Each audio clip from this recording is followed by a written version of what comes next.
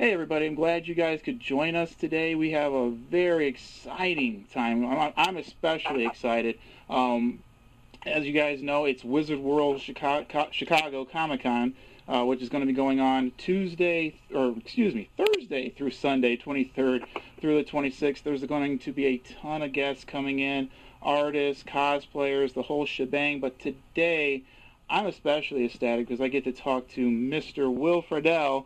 As you guys know, he's a Boy Meets World and a ton of other stuff. But for me personally, as a comic book guy, I'm blown away because this is Terry McGinnis as far as I'm concerned. I mean, no disrespect to Will if there's anything else you've done, but I've loved your version of Terry McGinnis in Batman Beyond. Thank you for taking time with us today. Are you kidding? Thanks for having me. I appreciate it. Yeah, Batman Beyond is one of my favorites, too. Excellent. Well, let me ask you a few quick things here. Wizard World Chicago, is this going to be your first time coming to Chicago, or have you been here before? I have been to Chicago twice for a grand total of about 9 hours. Oh, wow. Years ago, I wanted to see as much of this beautiful country as I could, so I drove across it a couple times, and one day, my friend and I stopped in Chicago for the afternoon. He is he's not now, but he was a firefighter in Connecticut at the time, so he loved fire stations, and we went and did a tour of a number of the fire stations in Chicago. And then another time, still on my beautiful America kick, I wanted to see as much of the country as I could by train. Mm-hmm. So I took a train from Los Angeles, and I had a stopover in Chicago of about 4 hours.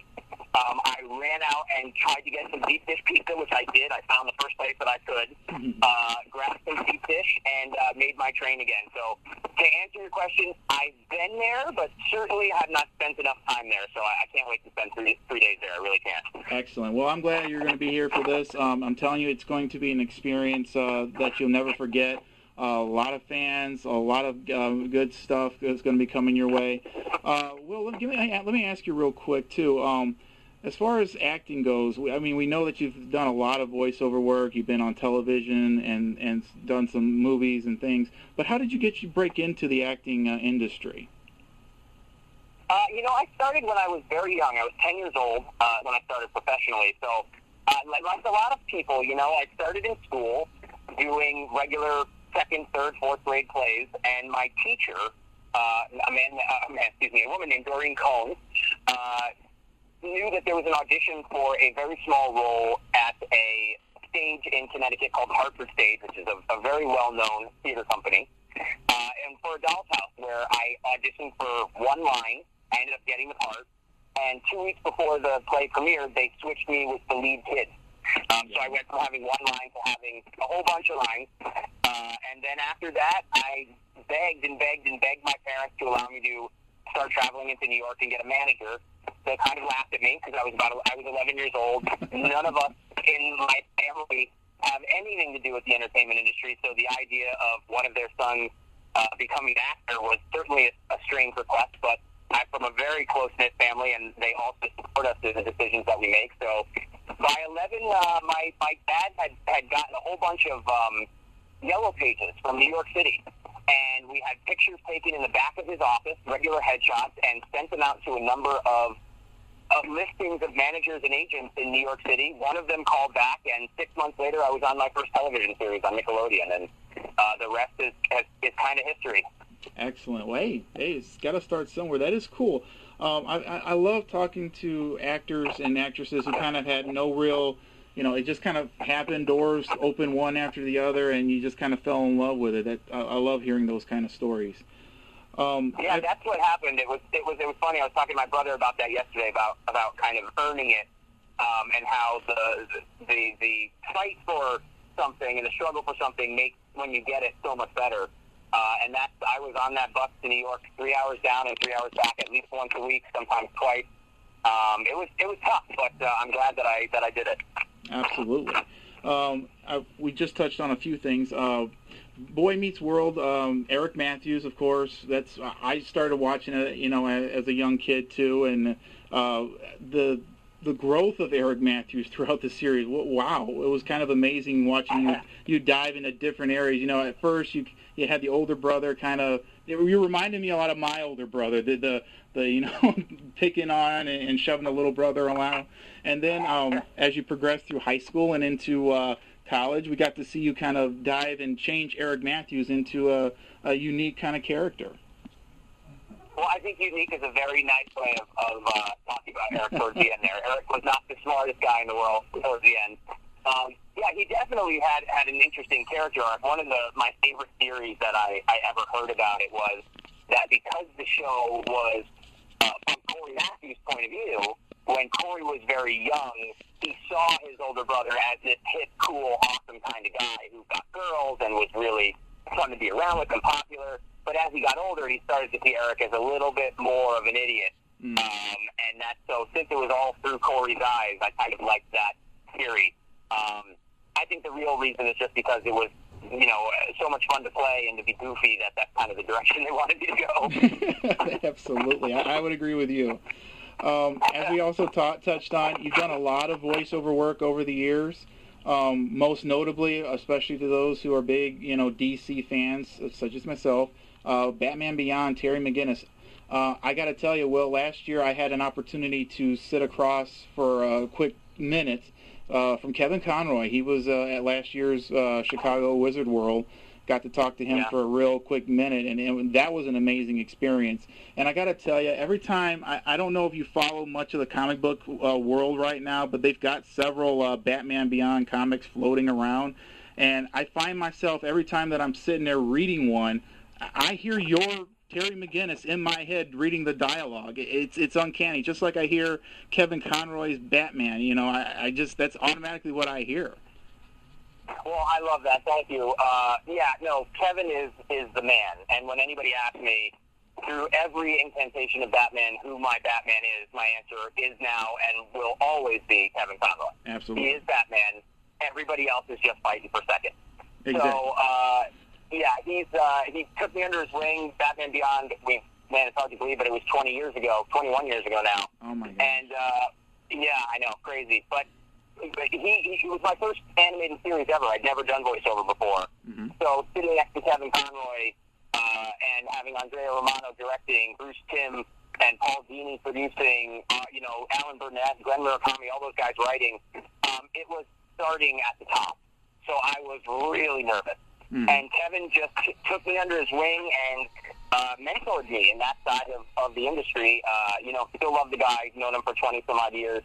So, I still get that same thrill sitting across from Kevin Conroy, no matter how many years I've known him now. He's forever the man and will always be my Batman. Absolutely. And you're going to be my Batman Beyond. I talk about, with some of my friends all the time, we talk about, why there hasn't been a Batman Beyond, live-action movie yet. And every time we said that if there is going to be one, then that Will has to do it. It doesn't matter. You have to be the guy to get in there and do it. I think that would be fun. I think, unfortunately, the 42-year-old overweight high schooler probably wouldn't work anymore. It's fun because I'm the only one that's done Terry McGinnis at this point. Yes. To be able to look myself in the mirror and say, hey, you are the best Terry McGinnis there's ever been. Exactly. So that's a lot of fun. But, I'm kind of amazed they didn't do Batman Beyond as a live action. It's one of those things that we've been hearing they were going to pretty much since the show's been on. That was one of those rumors that just kept going around Hollywood. Oh, yeah, we're going to be a Batman Beyond movie. There's going to be a Batman Beyond movie. I don't know if there ever will, frankly, but, we had a ton of fun doing the show, and anytime I get to go to these conventions, I get to meet all the Batman Beyond fans, and there are a ton of them. Oh, wow. And it's a ton of fun to be able to sit down and talk with everybody. Excellent. And on top of Batman Beyond, of course, I know you've dived into Ultimate Spider-Man. You played the role of Deadpool before, Guardians of the Galaxy. You're playing Star-Lord, and you've even dived into the Transformers universe. So you're going everywhere with your voice acting these days. I am. I've been very lucky. I think the coolest thing is, most of the shows that I've done, a lot of the shows that I've done get to touch on things that I loved as a kid. Mm-hmm. So I was a huge Transformers fan. I was a huge Thundercats fan. I was a huge Batman fan. So to be able to be involved in those franchises, to me was, it's such an honor and such a cool thing to get to kind of relive my childhood. But playing the characters, and everybody always asks me, well, what's your favorite character? What's the best character you played? And I just can't name one because I get to say I'm Batman. I get to say I'm Bumblebee. I get to say that I'm Lion-O. I get to say that I'm Star-Lord. I'm Deadpool. There's one after another that are just kind of life-altering. So it's one of those things where I can't even answer that question. I'm truly honored to just be involved in some of these things. I can imagine. On top of doing television voice work and stuff these days, you've also done a few video games. How's it working on a video game? Video games are very different, especially nowadays. I haven't done one in a while because nowadays they're all motion capture. Ooh. So a lot of them you're in the full body suits and you're acting out the parts left and right. You might as well be shooting a film, which is essentially what you're doing. Right. When I did my video games, they were incredibly difficult to record because a video game back in the day when I played them in the 80s and even early 90s, it was kind of your character did one thing. You moved your joystick and the character went in one direction and the story unfolded. Right. Nowadays, or even when I was recording the video games, the player has so many options that you have to record for every possible contingency. The character goes left, one thing's going to happen. Goes right, one thing's going to happen. Goes up the stairs, goes down the stairs. Is slightly injured, is gravely injured. So you have to record for all these contingencies. So you walk in to do a video game, and they would hand you a script that was 5 inches thick. Ooh. And so it is, it is a heck of a lot of work. I respect so much the video game actors out there, and the voiceover actors, but that really specialize in video games. It is a tough world. It truly is, and these men and women deserve a heck of a lot of credit. Absolutely. Moving on as we wind down the interview here, Will, do you have any future projects going on or down the pipeline that you would like your fans to be aware of so they can look forward to? I do. Well, right now we're on ProjectAlpha.com, which is part of Nerdist and Geek and Sundry and everything. I am a nerd, a true and total nerd. Nothing wrong with that. Nothing wrong with that. No, nothing at all. I say it loud and proud. That's right. I love my Dungeons and Dragons and my Warhammer and everything else. But one of the things that I started doing is painting miniature figures. And I didn't know how to do it, so Project Alpha invited me to come on and host a show called Painterfield, where I am being taught by some of the best painters in the world every week how to paint these miniature figures. We just premiered, 2 weeks ago, our third season. The show is becoming very popular. And it's a heck of a lot of fun. So check that out on Project Alpha. I think you can get a free subscription for, I think, the first month. Then I believe, I don't want to talk out of turn, but $3 or $4 a month, $5 a month. It is absolutely worth it. There's some great programming. And if you want to come paint some figures and be a professional nerd with me, come check it out. It's great. And then I have, Stretch Armstrong and the Fresh Fighters on Netflix, which is a great cartoon, as well as the remaining seasons of Guardians of the Galaxy. So still a bunch of cool things in the works, and a couple things I'm not allowed to talk about yet, but in the next couple months, I'm going to be able to announce some pretty cool things. Excellent. All right. One last thing. If anyone wants to follow you, I know a lot of you guys are on like Facebook and Twitter, Instagram, and such like that. And a lot of them, as you know, I try to, whenever I do interviews with celebrities like yourself, I always make sure people follow the correct person, not these guys who pose as you out there. So if you have any of those social media links, where can they find you at, Will? You can find me at Will Friedle on Twitter, and then just very recently I joined Instagram, last 2 or 3 months, and I'm at official Will Friedle for Instagram. So those are my only 2 social media platforms. I'm not on Facebook or any of that other stuff, but yeah, you can check me out there and check out what I'm doing and hit me up. And I like to be as involved with the people out there as I possibly can. This is one of the reasons I love doing these conventions, is because talking to fans is truly one of my greatest joys in life. So hit me up on Twitter. You'll certainly be hearing back from me. Excellent. Cool. All right, Will, as I mentioned, Wizard World Chicago Comic-Con coming to you guys 23rd through the 26th, Thursday through Sunday.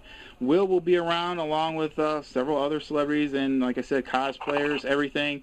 Don't be surprised you see some Batman Beyond folks come up to you at your booth as you're enjoying it. But the weather should be great. It should be a great experience for you. We're looking forward to having you.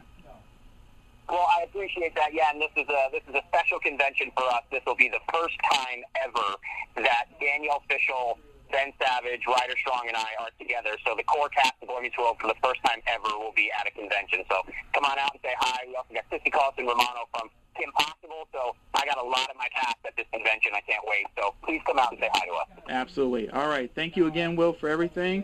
And again, check it out, Wizard World, coming next week, the 23rd through the 26th.